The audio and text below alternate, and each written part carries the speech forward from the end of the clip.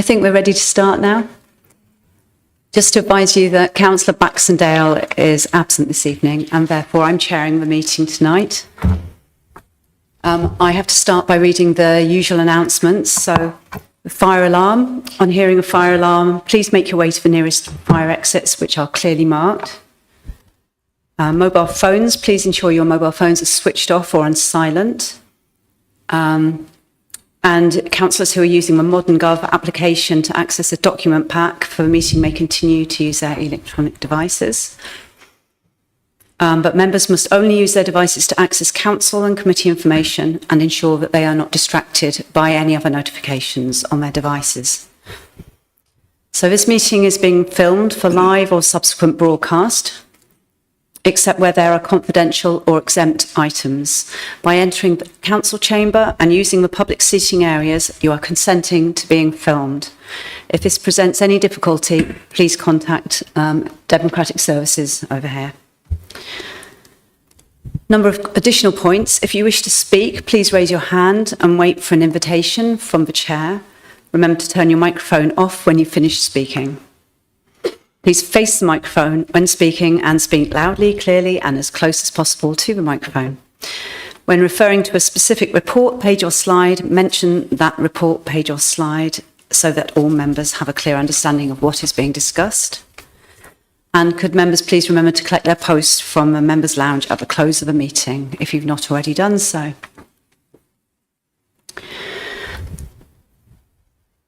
So, introducing the officers here tonight, I have Alina Dollimore, who is the officer who will be presenting a report on our item of business tonight.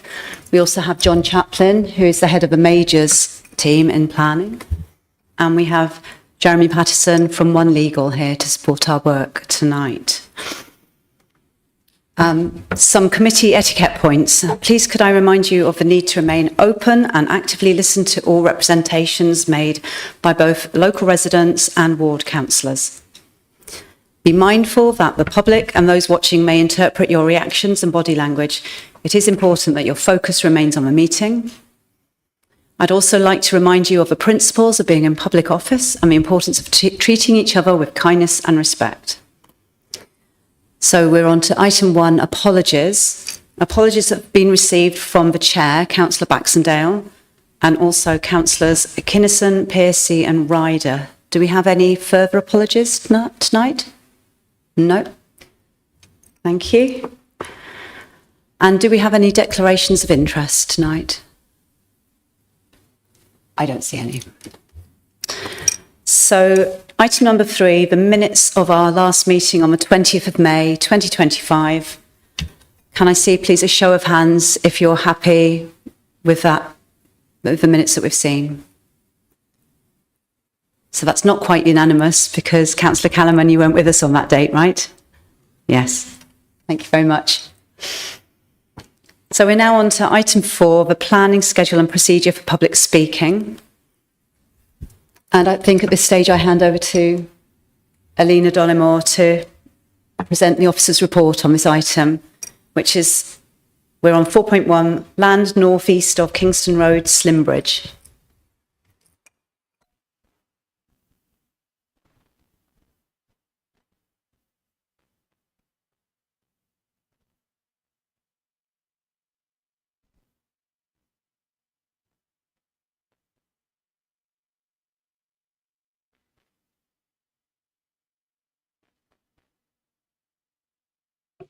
That one's working, so let me just move everything. So good evening, I am here to present this application. Just for the procedural matter, I'd like to highlight that this is not a full planning application. This is amendment of conditions of the original planning permission, which we had here sometime last year. It is for installation and operation of battery storage facility and its ancillary equipment. The changes are listed in the description, but are also in detail covered in my report. So the location of the site is in the open countryside. It's roughly within this square. We can see the location of Slimbridge Village. This round element is the nearest connection point to the grid, which is known as Riles Lane Station. And most sensitive receptor is Slimbridge Wetland Centre.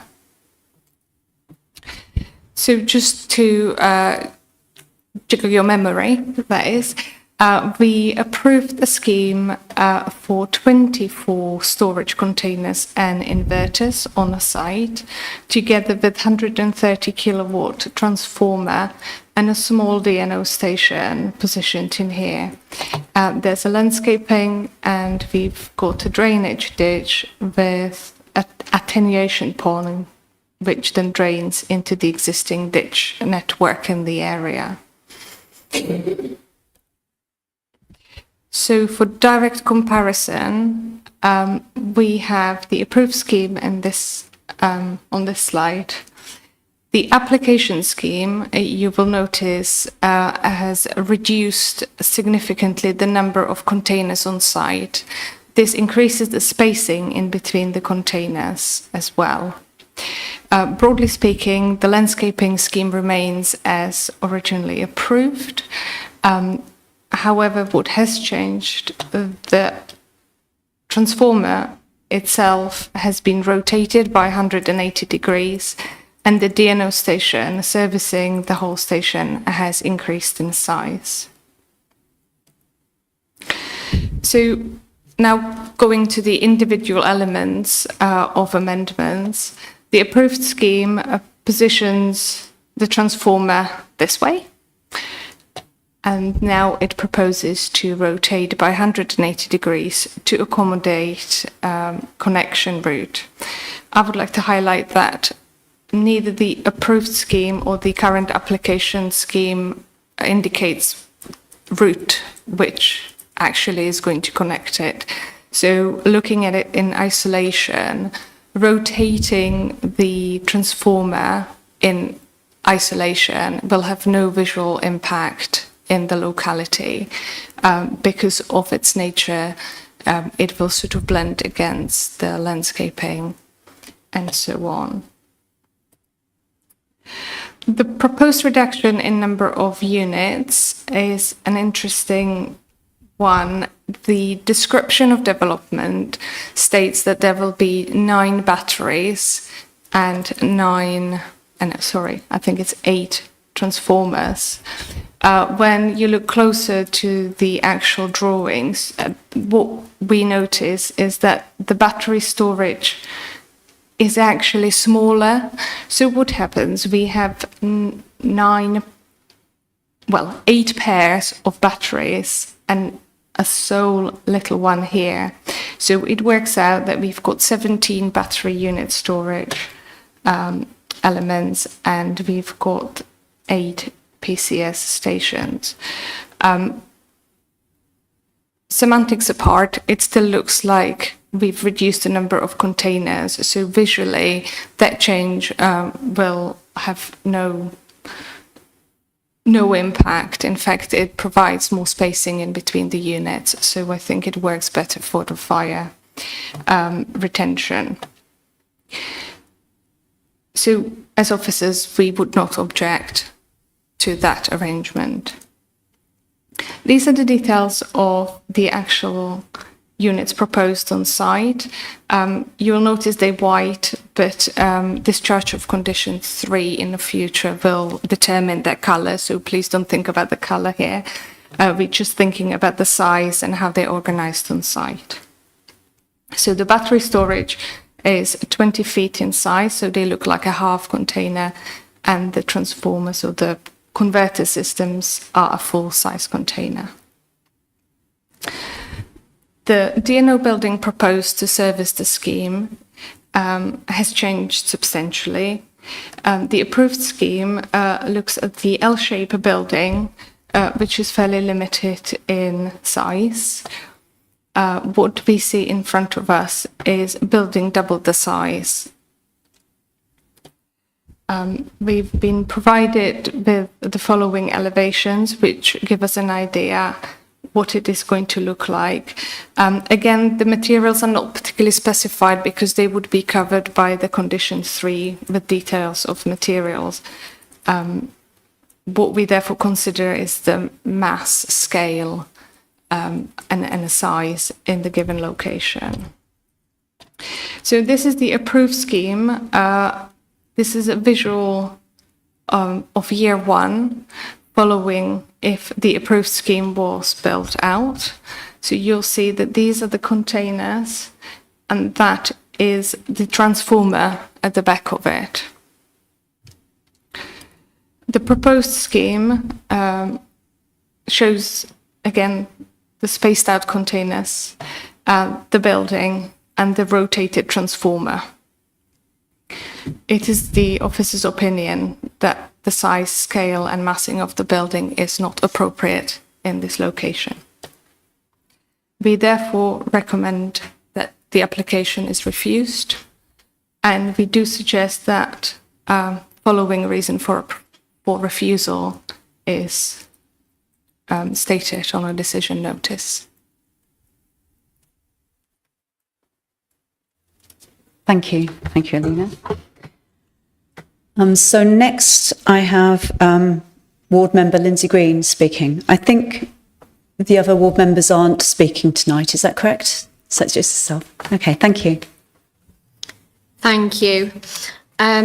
I'm afraid probably some of mine is going to sound a bit repetitive to what the case officer has just said. So, in my opinion, this amendment has significantly increased the size of the DNO building that will be overbearing and have a negative impact on the surrounding countryside.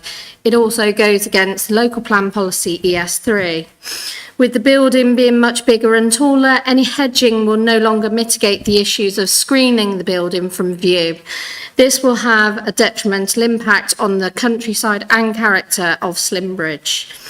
It's also contrary to Slimbridge NDP policy SD1 and local plan policy ES7.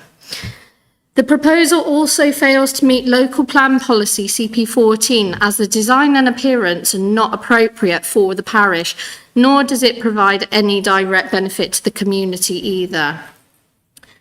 Fire risk has been raised before and still has not been addressed in relation to any proper evacuation or emergency plan. In my opinion, this is completely unacceptable, especially as so many areas within Slimbridge could become blocked off in the event of a fire, which will hugely affect residents, the Wildfowl and Wetlands Trust, the Caravan Park, Tudor Arms, Black Shed, and a proposed SEND school in Slimbridge. I fully support the officer's recommendation for refusal, and I urge members to do the same for the reasons I and Slimbridge Parish Council and the officers have given. Thank you. Thank you. And do we also have Councillor Mike State from Slimbridge Parish Council? Yeah, thank you. Thank you, Chair. It's very gratifying to come here and be in total agreement with your officers. That doesn't usually happen for a parish councillor, so I'm very relieved. I don't really want to reiterate what Councillor Green has said, because everything that she said is almost identical to what I was going to say, so I'll be very brief. Slimbridge Parish Council is totally against this because of the increase in height. It'll intrude on the countryside. It'll be higher than the hedging that was going to be put there. And it just seems to be incongruous to put I want to say an industrial unit in the middle of a field next to Slimbridge. And as Councillor Green reiterated, it's next to the Wildfowl Trust, it's next to the village, and next to a campsite, and the road down there is the only road in and out. So if there was a problem on that site, it would trap an awful lot of people and be very problematic. In fact, the fire service, we had a meeting with the fire service, and there's no emergency plan put forward by the proposers of this scheme. We're just waiting on that, and we don't think that's coming, and it ought to come before building or anything else is done. Thank you, Chair. Thank you very much. Next, we have speaking in favour of the application, Angela Watts.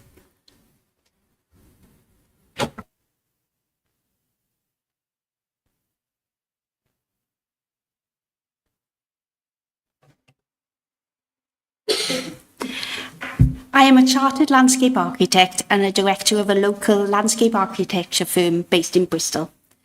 I provided the landscape and visual information to inform the planning application for this Slimbridge battery storage project since July 2021, including the variation of condition application that is presented to you today. This application seeks agreement to a reduction in the number of battery containers, along with the rotation of the already consented transformer station and revised spacing. These various minor amendments are all deemed to be acceptable to the planning officer. The principal issue, however, is the size and prominence of the distribution network operator, or DNO, building.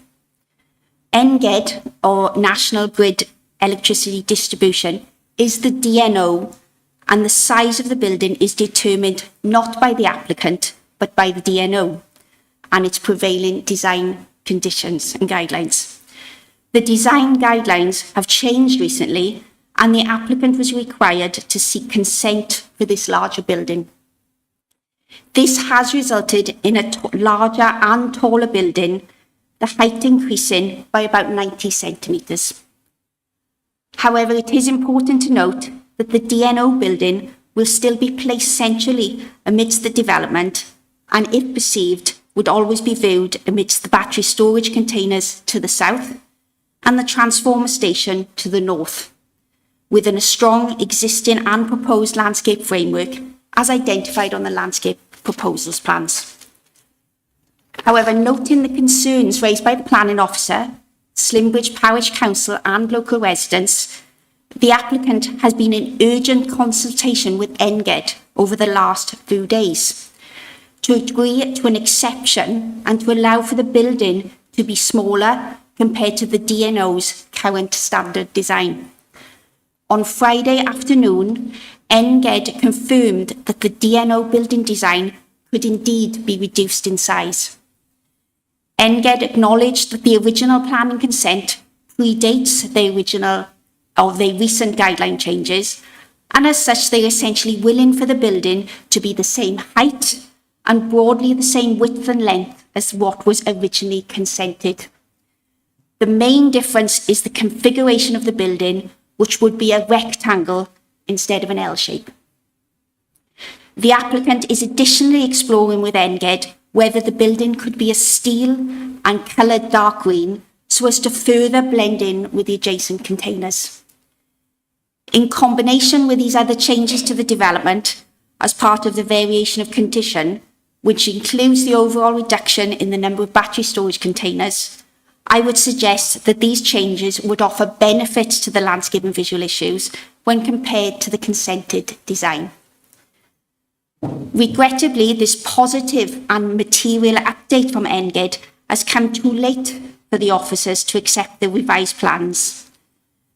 Therefore, the applicant now seeks agreement from members and officers to defer determination until the next committee meeting in July, so there is time for the new information to be submitted to your officers and be reviewed.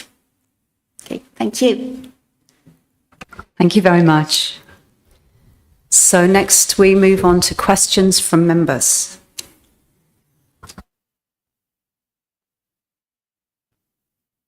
Councillor Matthews. Thank you, Chair. Thanks very much. Can I just check the assertion in the landscape architect's presentation just now that the reduction of the number of batteries and the swivelling, if I can call it that, of the transformer unit, those are non-contentious, and that the issue is the size of the DNO building as was proposed in this variation application. Is that correct? Yes, that's correct. That is covered quite extensively in my report. I just wanted to check. And therefore, is there a good reason why we shouldn't agree to the request to defer? But the application was submitted to us with no pre-application discussions. So we had no opportunity to voice our concerns with the size of the building.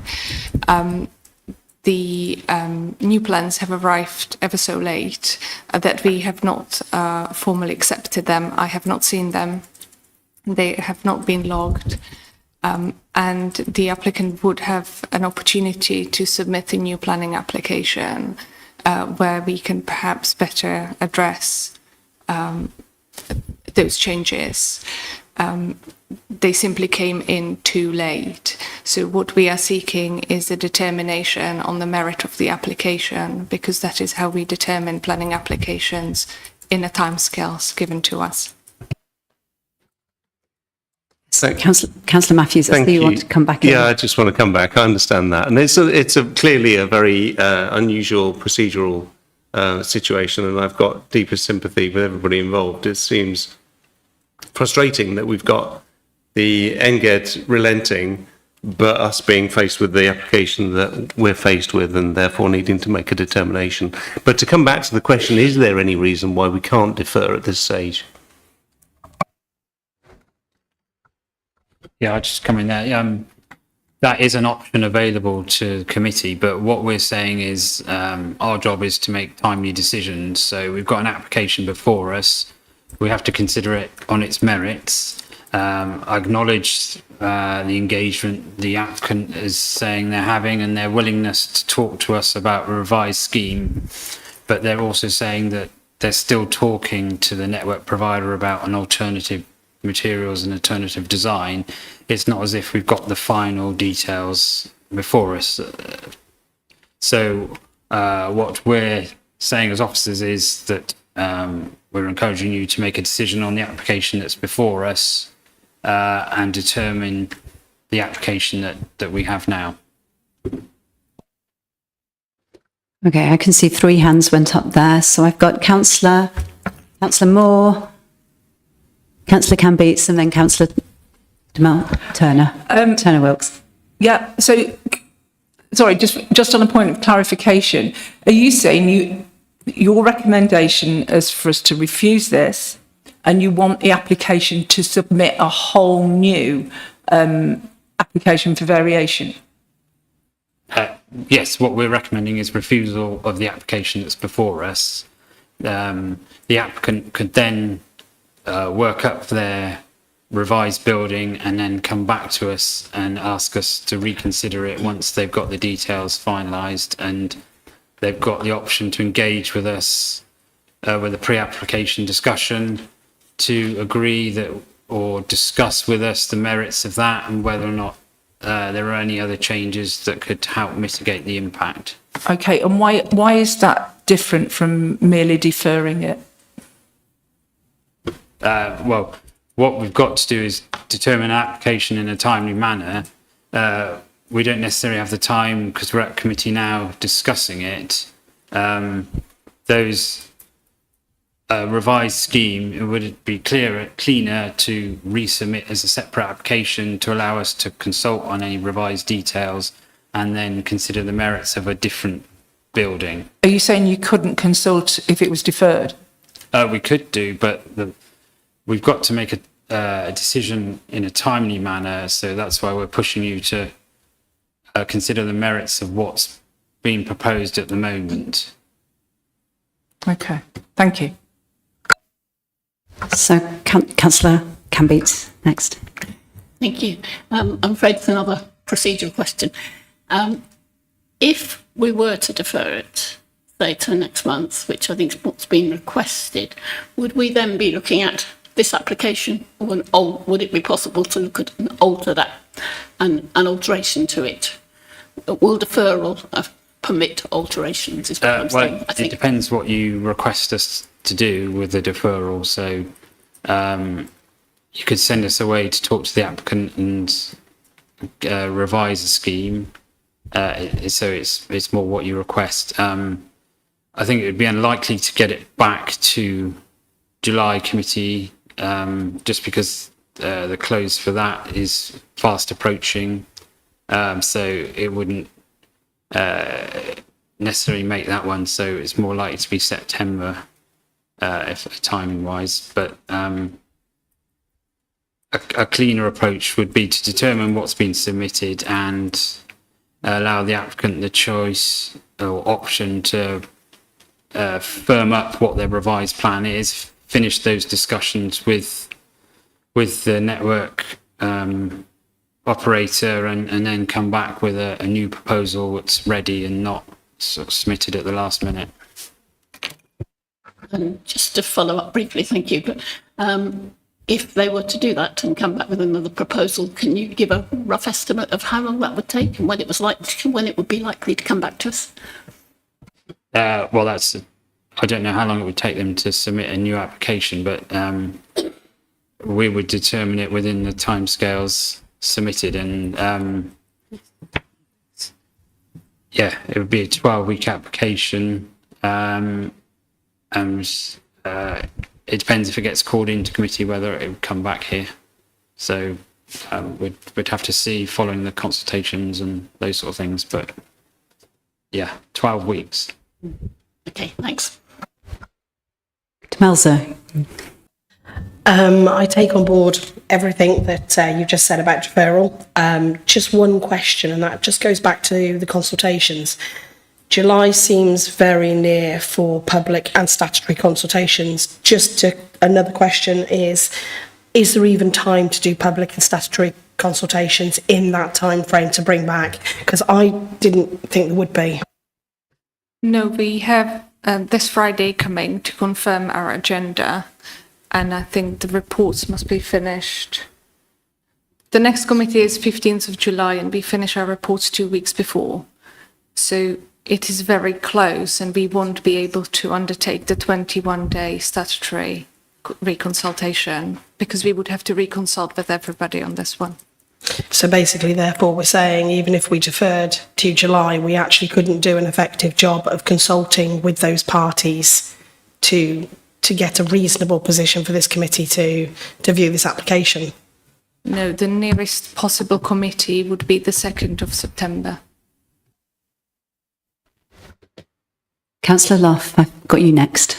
I've got a couple more substantive questions. That's not saying those questions weren't substantive, but the transformer, that just being turned around, that wasn't material to you. It's the size of the building. Am I right in thinking that? Yes, that's correct. The parish and Lindsay talked about fire risk. Well, the parish did last time anyway. Talked about the fire risk. Is that fire risk reduced by the number of battery units going down? I don't know because I'm not an expert, but by spacing them apart, further apart, the chance of fire jumping from one to another is possibly reduced. On the fire point, I would just like to highlight that wasn't part of this application. And then the fire management plan is a condition on the original planning permission. So it wouldn't have formed part of the consideration of this application. Okay, two more questions. These are more procedural. The first is, if we refused and it went to appeal, the appeal would be decided on the facts that are in front of us now? Yep. So Yes, that's correct, yes. relatively straightforward. And one of the reasons why this may have been approved, I think I might have been on the committee that took the change, was there's a societal benefit in having battery storage. Could we take into account the fact that there's less societal benefit with less battery storage, weighing up the other issues around the fire risk, maybe changing? But if we accept the need for battery storage, would we then be possibly having less storage here, therefore requiring more storage in the vicinity? Is that something we could take into account? I think what's happening is that the technology is quite changing very rapidly. What was a 36 megawatt operation with 22 containers have now reduced. So chances that by the time we see the application, the applicant may change the spec of the battery, may have different outputs. So I think, to answer your question, there is no concern at the moment that we're having a significant reduction. If I could just come in on that, because this is a Section 73 application, The principal development is not up for debate. It's just the detail of the amendments now.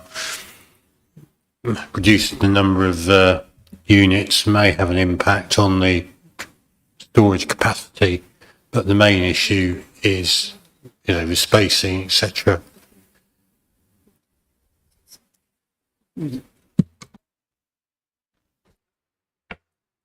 Does that answer your questions? Thank you. Yes. Councillor Hill, I had you next on my list. Thank you, Chair. My questions actually have been asked by other councillors, so I'll pass. Thank you. So, Councillor Matthews. Thank you. I've got three questions. The first one is, assuming that the applicant wants to crack on with this in as timely a way as possible, are there any financial differences coming out from the decision that we make today, deferral versus refusal, or even potentially acceptance, which would be, I don't know.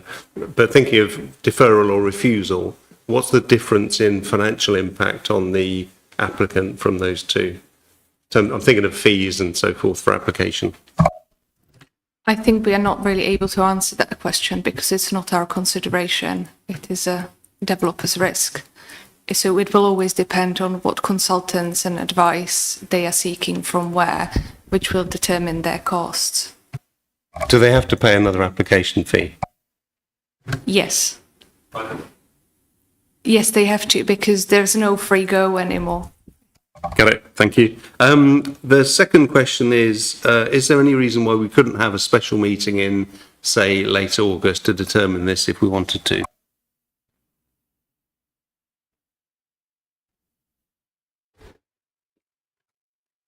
Again, I think it will come down to the consultations. While we do have the statutory 21-day period, we may not be able to secure some of the consultee responses simply because of the people's annual leave, family, and so on. Summer is usually very quiet, and it is quite challenging getting timely responses. Thank you. And then the third question is about cable routing, and mindful that we haven't had the cable routing design through. Is it your view that the transformer position, that alignment is now fixed, or is there every chance that it's going to be skewed by 45 degrees or put in some other orientation when we get the cable routing design through? I don't know. We did have an agreed route on the first ever application, but the subsequent applications do not give us any detail, so I don't know.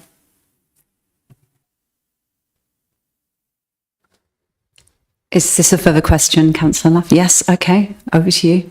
I just want to understand the difference between the original building size and the new building size. So how much does it differ in height and width and length?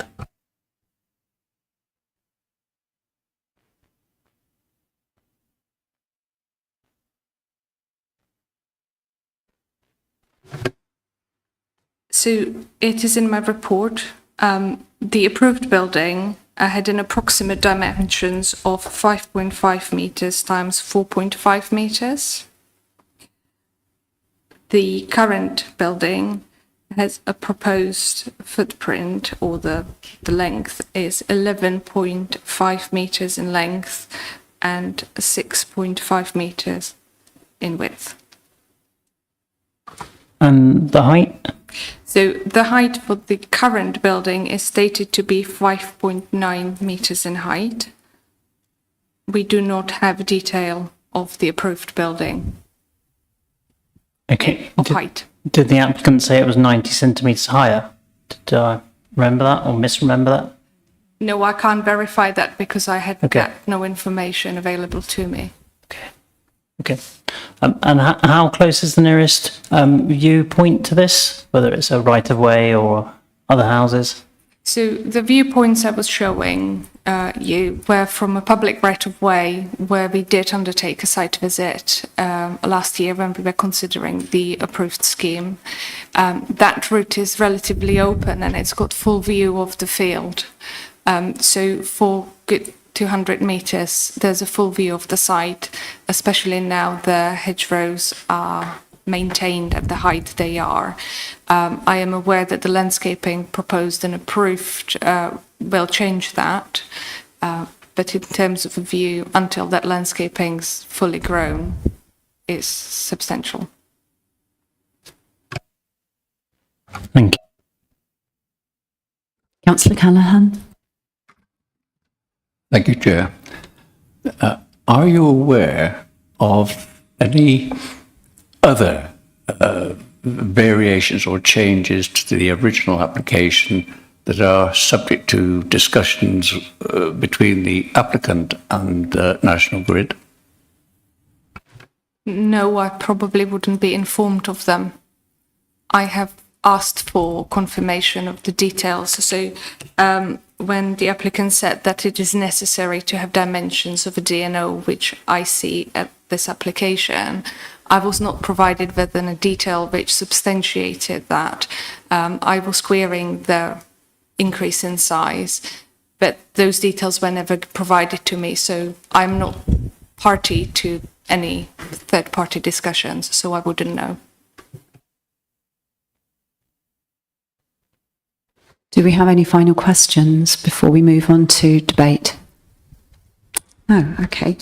So to get the debate started, we need a proposer and a seconder. Or I could, are you offering to propose, Gary? Yeah. Are you proposing officer recommendation? Yeah. So we have proposed that, and Councillor Wilkes, Turner Wilkes, you're proposing seconding. Okay, thank you very much. Would you like to speak now or later? Later. Who would like to open debate? Councillor Moore? Can I just ask you a question? If we did want to defer, does somebody have to propose a different motion? Yes, we would need a proposer for deferral. Okay, I'll have a think. Thanks. So do we have someone willing to open the debate? I might be the only person talking. The building is substantially different to that proposed originally. There's lots of talk about deferral, but the process is set down and people follow the process. There's nothing incredibly surprising about changes in technical specification for buildings. There's nothing stopping a developer doing their homework beforehand and coming to us and asking for a deferral a few weeks before, knowing that there was an issue around the solution to this. We go through a process, officers work hard, the options are open to people to come back and do stuff. But for the process to work properly, things should be done right first time. Otherwise, we just waste everyone's time. I'm all generally in favour of the need for battery storage. Right? We've got a climate crisis and we need to do stuff about it. But that doesn't free them from going through the process like everyone else has to do and making interventions at the right time. And if they fail to make interventions at the right time, we just get forced to decide it. I think a deferral may be for an unspecified length of time, and I think that causes us issues and doesn't encourage applicants to do things properly first time. Thank you. Councillor Matthews? Thank you. I've got a lot of sympathy with the positions of both sides. I think that I absolutely appreciate the procedural points. Officers do work very hard. They, put the spade work in to prepare for these meetings and make sure that members are presented with good, balanced cases to make a decision on. But equally, it does seem to me that, notwithstanding the timescale, I understand that, but it does seem to me that we're in an awkward position that we've got a changed mind, if you like, in the applicant's view, based on some late information from NGED, that has put them in the awkward situation that actually they don't really want to go with the application they've got in front of us all, that we're being asked to make a decision on. And it does therefore strike me that really the only reason that we wouldn't want to defer is because it is going to push us outside of our timescales And that seems not the best reason not to defer. So I'm wondering whether we actually should consider deferral in order to allow the applicant's revised application to proceed, and in order for us to be able to have conversations with them. I know that we've been very open to having those conversations, and I know that this applicant hasn't done a brilliant job in any of the processes that I've been involved in so far of actually making sure that they take full advantage of that pre-app. But it does strike me as odd that the reason that we might refuse this is because the timescales don't match our reporting timescale. Just before I bring you in, Councillor Turner, I just wanted to add that my understanding is that were we to defer, essentially we would have to go through the whole application process once again. We'd have to do a new set of consultations, we'd have to write a new officer report, and we'd have to debate the issue again at committee. And all these aspects of an application, there's a cost to them. So in my view, I'm leaning towards the following officer recommendation and then looking at a new application. But Councillor Turner-Wilkes. I have to say, you've said an awful lot, Councillor Fenton, of what I was about to say. The reality is, I sympathise that the applicant has found, perhaps late in the day, some information, but there is still time to do pre-applications and deferrals. What concerns me massively here is there are an awful lot of consultees that deserve an opportunity to be consulted with. As we enter into the summer, that could cause some problems for them to make responses. They could be rushed into it. It doesn't sound like there's actually going to be any difference in timeframes if we refused and they put a new application in with these changes.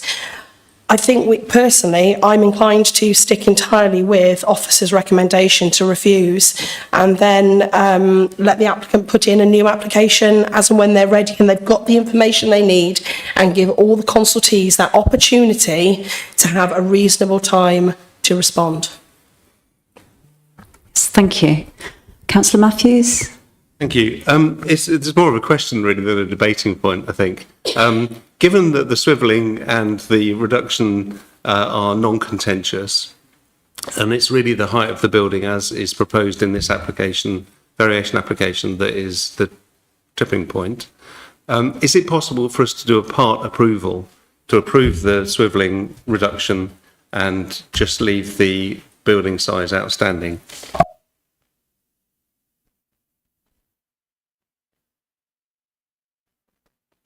I think it will be really challenging because this is a Section 73 application which seeks to amend a Condition 2 of approved drawings. So I'm not really sure how we're going to phrase that we approving some drawings but not really all of them, because that is a refusal and approval at the same time of the same question. So I procedurally find it quite difficult and challenging to do correctly. But not insurmountable. And if I could come in, I would say it is virtually insurmountable because the application is to amend Condition 2. So you're partly amending Condition 2, but you're partly not amending Condition 2. So it makes the thing very messy and unintelligible, really. So it is cleaner that you stick to the three potential outcomes here of grant, refuse or defer. I think the issue is that we have to make a decision on the application in front of us rather than something that's not quite what we have in front of us. Next to speak I have Councillor Hill. Thank you, Chair. I'm persuaded by Councillor Luff and Councillor Turner-Wilkes' argument. I have no hesitation in accepting officers' advice when my chance to vote comes. I noted when the landscaper was talking about the changes, it wasn't in fact just to the 90 centimetres height, it also said size, colour and a number of other things. It feels to me like the right thing to do here is to accept officers' advice, start from scratch in a timely manner and just follow procedure. Thank you, Councillor Hill. Councillor Luff? Two things I would say. The first is the reason for a refusal is very much about the building itself, not about the rest. So we're almost silent on that. And I think if a application comes in that's very similar in terms of the original building and just changes things around, that might be delegated authority might be able to approve that, because it might be not significant, and it might be that the organisation or person that called it in doesn't want to call it in. And I come back to this point around, if somebody gets something wrong, it shouldn't be our council that bears the cost of that. Right? We get paid for an application, we do the work, right? And we're being asked to do that process again for the same fee. I think when councils are really short of money, it's not fair on all those people involved in the process. It's not fair on our council either.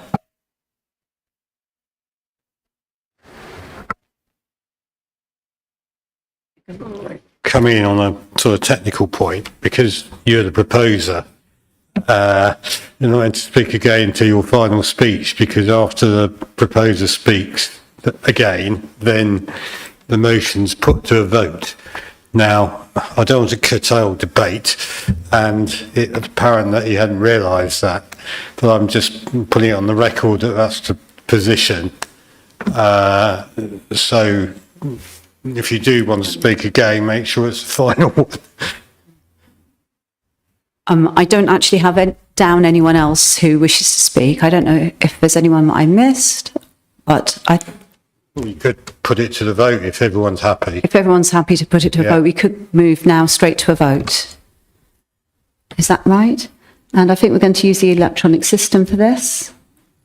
So it will be the usual one for voting for officer recommendation, which is to refuse the application, 2 for not accepting officer recommendation, and 3 to abstain in that vote.